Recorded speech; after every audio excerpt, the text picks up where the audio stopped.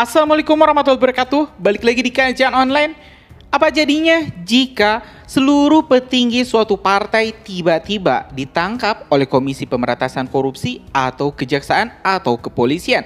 Ya teman-teman, inilah yang saat ini tengah saya pikirkan, di mana PDIP menghadapi musibah terbesar, bukan saja hanya 1, 2, 3, tapi para petinggi di PDIP sekarang tengah berurusan dengan kasus korupsi. Penangkapan Paulus Thanos di Singapura tentu menggemparkan Indonesia karena sosok kunci korupsi EKTP ini akhirnya ditemukan setelah buron selama dari 2018 yang lalu.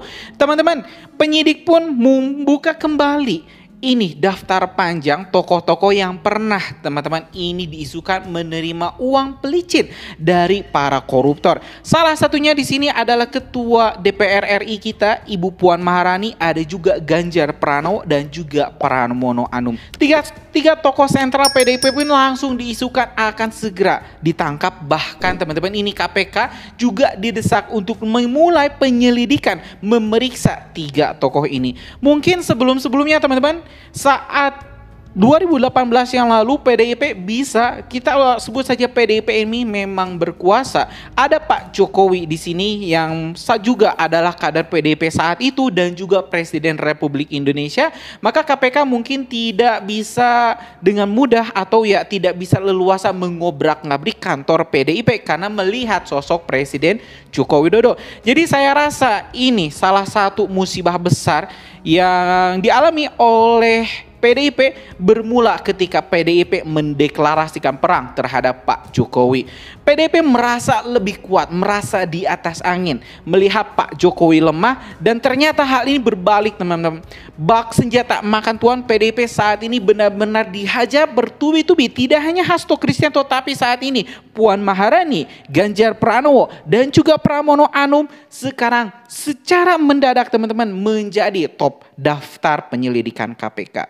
Dan saya rasa teman-teman, ini Ibu Megawati Soekarno Putri, ketua umumnya saat ini tengah pusing memikirkan berbagai macam cara untuk menyelamatkan anaknya, ini putrinya Ibu Puan Maharani, dan juga ini jagoan-jagoannya seperti Pak Ganjar dan juga Pak Pramono yang akan dilantik menjadi wakil gubernur DKI.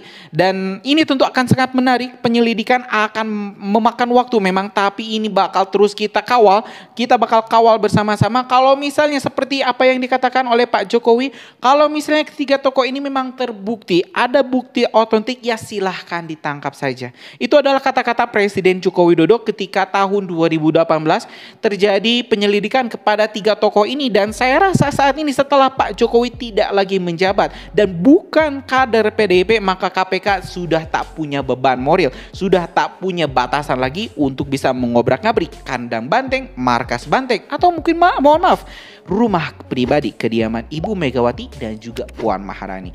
Lebih lengkapnya teman-teman, kita juga telah menyiapkan berbagai informasi yang mendukung statement saya barusan. Dan tanpa panjang lebar lagi teman-teman, kita langsung saja saksikan informasi selengkapnya. Kita beralih ke informasi lain, Saudara. Komisi Pemberantasan Korupsi atau KPK menangkap Paulus Thanos, tersangka KPK dalam kasus dugaan korupsi KTP elektronik yang berstatus buron sejak Oktober 2021 di Singapura. Tinggal ke bandara atau gimana, Pak? Belum terverifikasi secara spesifik. Akan berkoordinasi dengan siapa aja nanti KPK untuk memulangkan? Ya, pastinya dengan pihak-pihak yang terkait semuanya ya.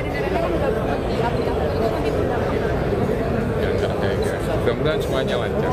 Kita tunggu saja nanti informasi lebih lanjut. Ada target nggak Pak kapan dipulangkan? Ya, kapan tunggu saja semuanya. Bisa sehari, bisa 2 hari, tergantung kelengkapan dokumennya. Karena kan itu permohonan harus diajukan ke pihak pengadilan di Singapura.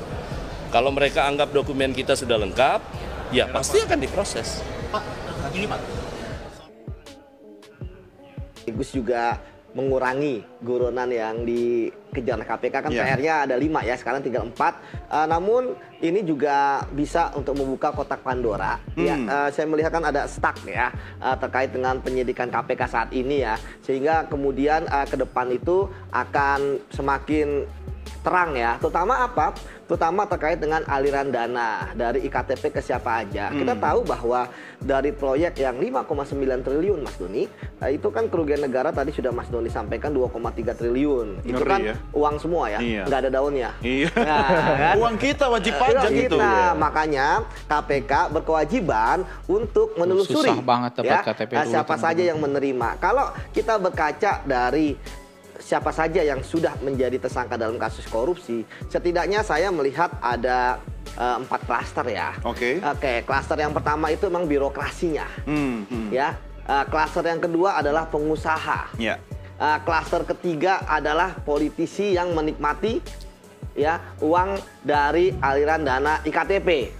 Ya, kemudian yang keempat orang lain yang ada kaitannya dengan ketiga klaster ini. Artinya dia adalah orang suruhan, orang yang membantu. Nah, kembali lagi bahwa saat ini berbicara tentang aliran dana IKTP, mengapa ini sangat penting?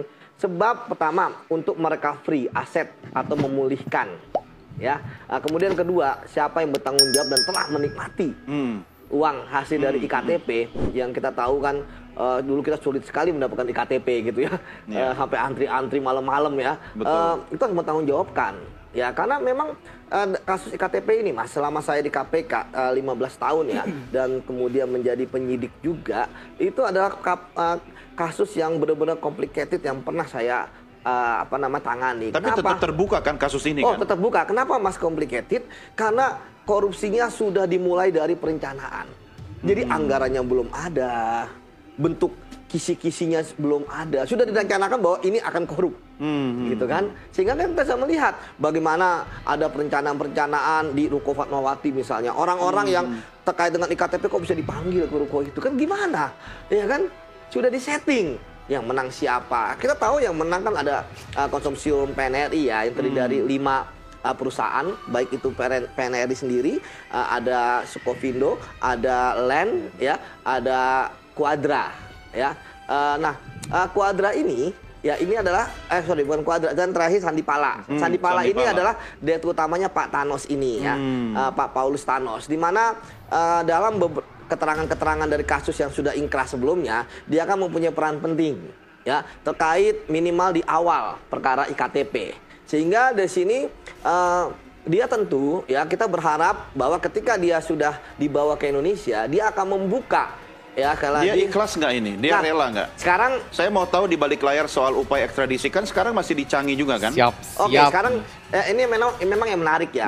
Ada hal yang menarik bahwa sebenarnya kan Pak Paulus Thanos itu dia sudah ada di Singapura sebelum, ya, dia ditetapkan sebagai tersangka, sebelum dia ditetapkan sebagai DPO. Artinya sekarang ketika, dan dia pun juga pernah diperiksa ya oleh KPK di Singapura. Artinya kita berharap ketika dia sudah ditetapkan jadi tersangka, kemudian sudah ditangkap dan dibawa ke Indonesia, itu ada keterangan-keterangan yang bisa ditambahkan oleh dia untuk dia menjadi justice kolaborator.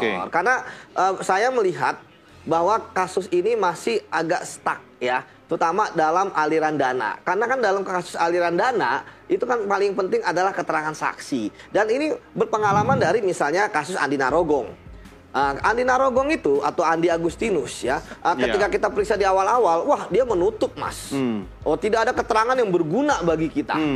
Iyalah, karena kan dia gitu tahu kan. Thanosnya lagi kabur. Iya, nah kemudian sekarang udah berubah. Ya, kemudian ketika dia diberikan justice kolaborator ya, ternyata keterangannya bagus. Tapi ya belum banyak ya. Makanya saya melihat dari semua orang itu ditambah dengan Thanos akan makin banyak informasi yang bisa mengerucut ya. Betul, karena kita tahu kan awalnya kan kasus ini kan salah satunya kan dari Nazarudin. Ya kan, yang dimana dia nggak omon-omon ya, langsung menyampaikan yang nerima aliran dana IKTP A, B, C, D. Ya kan, nggak ada dia yang kemudian mengatakan, oh nanti akan dibuka, nanti enggak. Berapa tahun ya? Wah, seperti 15 tahun lebih ya? Iya udah. Enggak lah. 2012 ini udah 12 tahun, 13 tahun. Iya, zaman saya juga masih liputan itu. Oh gitu, reporter. Iya. Oh ya, waktu itu meliput juga Mas. Nah, sebenarnya gini, Mas Biko. Mungkin udah kurang lebih 10 tahun dia di Singapura. Artinya kan nggak kelas kaleng-kaleng nih. Bukan kelas maling yang tidur di jembatan, yang tidur di terminal ya. Artinya memang dia pasti akan mempunyai informasi-informasi yang penting ya. Yang tadi saya katakan terkadang ketika orang menjadi saksi, ya dia tidak banyak memberikan keterangan-keterangan. Ya terutama keterangan yang dia kira penyidik itu belum mempunyai buktinya. Karena dalam kasus korupsi, Mas, itu keterangan saksi itu benar-benar sangat kuat. Karena korupsi itu kan jarang dia meninggalkan jejak berupa digital, ya kan, berupa tulisan. Tapi keterangan saksi yang berdasarkan keterangan saksi itu baru bisa kita runut untuk mendapatkan bukti digitalnya. Dia termasuk saksi kunci berarti? Wah, saksi kunci. Cukup satu orang nggak sih kalau saksi kunci itu? Atau enggak, kan nanti tadi saya katakan. Sebenarnya yang lain sudah ada dalam putusan ingkrah ya. Dia akan memperkuat.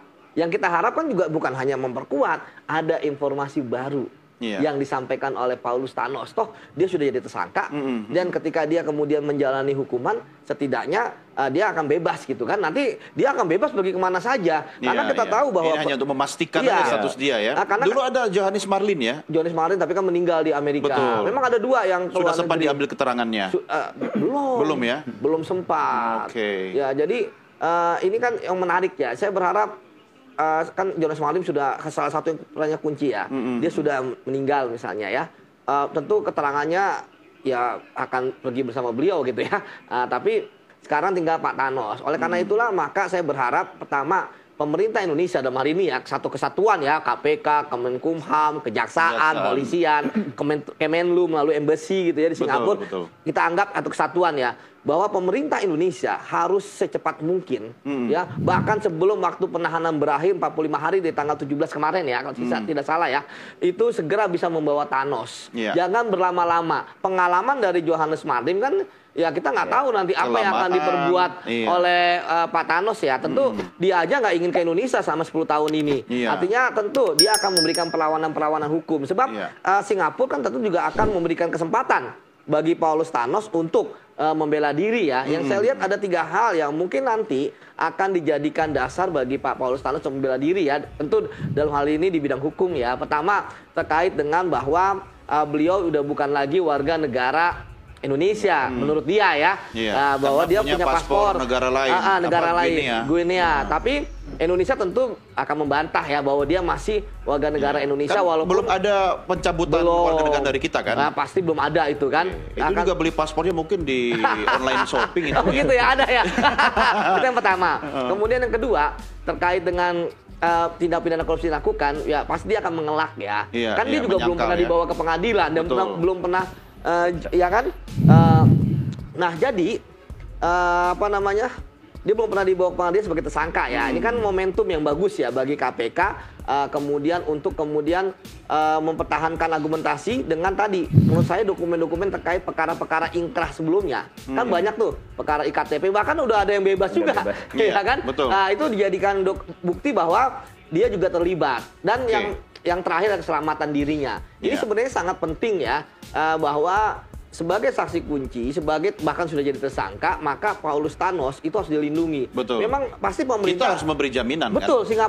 Singapura pasti akan meminta jaminan. Nih saya akan menyerahkan orang. Di sana kan hak asasi manusia dijunjung tinggi.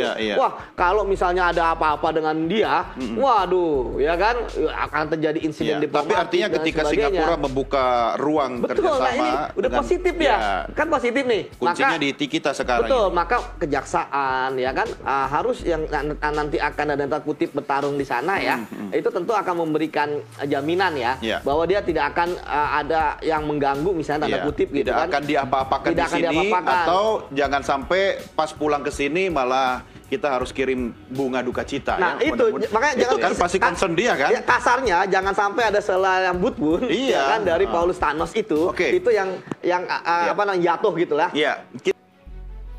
Ya teman-teman, barusan kita telah mendengarkan pernyataan dari para pengamat politik dan juga hukum terkait proses penyelidikan korupsi atau skandal EKTP yang baru-baru ini mulai kembali memanas. Setelah dimulai dari 2018 yang lalu teman-teman, penangkapan ini Setia Novanto yang juga dulu menggemparkan Indonesia, kali ini Paulus Thanos saksi kunci korupsi EKTP akhirnya tertangkap. Sejumlah nama teman-teman seperti Ibu Puan Maharani, Ganjar Pranowo, Pranowo, Pramono Anung juga tidak luput dari desakan dari netizen juga rakyat Indonesia untuk dilakukan pemeriksaan. Tentu teman-teman, walaupun Paulus Thanos ini punya kewarganaan negara lain, tapi dirinya masih warga negara Indonesia dan negara Indonesia tidak bodoh. Para penyidik KPK tidak bodoh, ini kejaksaan tidak bodoh, Interpol tidak bodoh. Teman-teman, tidak bisa lagi ini dibodoh-bodohi seperti era-era sebelumnya. Dan saya rasa ekstradisi Paulus Thanos dari Singapura ke Indonesia akan segera dilakukan. Pak Prabowo tidak akan tinggal diam, akan melakukan semua hal yang dirasa diperlukan untuk memulangkan koruptor saksi kunci dari korupsi EKTP. Mungkin itu teman-teman informasi kita hari ini. Terima kasih telah menyimak video masa dari kajian online. Kita bakal kawal terus teman-teman proses penyelidikan para calon-calon tersangka baru dari korupsi EKTP, dan apakah PDIP akan berakhir jika seluruh petingginya ditangkap oleh polisi. Tentu ini akan juga menarik untuk kita simak. Terima kasih sekali lagi. Assalamualaikum warahmatullahi wabarakatuh.